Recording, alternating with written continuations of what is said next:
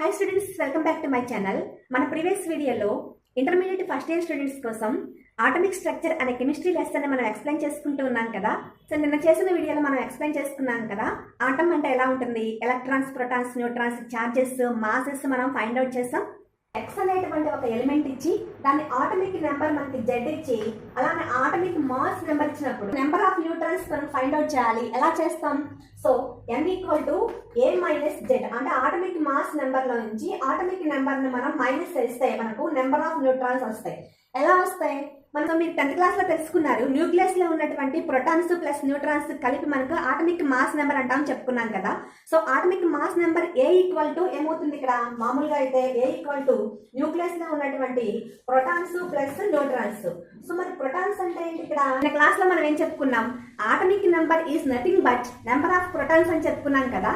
So ఇక్కడ p plus నేను Z రాస్తా, A equal to Z plus n. So దీని నుంచి నేను number of neutrons find out చేయాలంటే n equal to a minus Z అని రాయొచ్చు కదా. So n equal to a minus Z. ఇక్కడ సోడియం అనేటువంటి ఒక మాలిక్యూల్ ఉంది.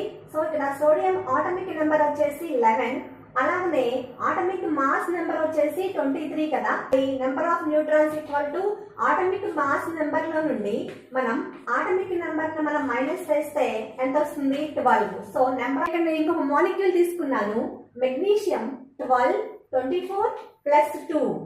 సో ఇక్కడ నెంబర్ ఆఫ్ న్యూట్రాన్స్ ముందు ఫైండ్ అవుట్ చేద్దాం. Number of neutrons equal to atomic mass number minus atomic number equal to ఎంత? అక్కడ 12 కదా. మరి నెంబర్ ఆఫ్ ఎలక్ట్రాన్స్ ఎలా తెలుస్తాయి? ఎలక్ట్రాన్స్ తెలియాలి అంటే ఇక్కడ +2 అంటే గివెన్ 2 +2 ఎలక్ట్రాన్స్ ఇచ్చేసింది అంటే loss of electrons.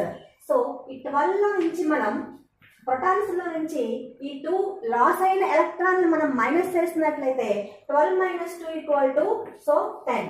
So number of electrons ఏంటి? ఇక్కడ 10 వచ్చాయి. నెక్స్ట్ కాన్సెప్ట్ ఏంటి అంటే అక్కడ ఒక సర్ఫేస్ ఉంది అనుకుందాం. ఆ సర్ఫేస్ మీద కొన్ని రేస్ హిట్ అయినాయి. అక్కడ కొంత రేడియేషన్ అనేది హిట్ అయింది. హిట్ అయిన రేడియేషన్ ని మనం ఎలక్ట్రోమాగ్నెటిక్ రేడియేషన్ అంటాం.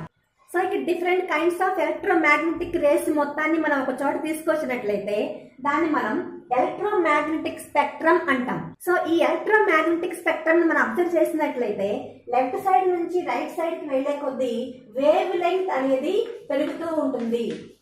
సో వేవ్ లెంగ్త్ ని మనం లాంబ్డాతో మనం రిప్రజెంటేషన్ చేస్తాం. ఈ ఎలక్ట్రోమాగ్నెటిక్ స్పెక్ట్రమ్ చూసుకున్నట్లయితే ఫస్ట్ స్టార్టింగ్ లో మనకు గామా రేస్ ఉంటాయి, అలాగనే ఎక్స్ రేస్ ఉంటాయి, అలాగనే యూవీ రేస్ ఉంటాయి, అలాగనే విజిబుల్ రేస్, మైక్రోవేవ్స్,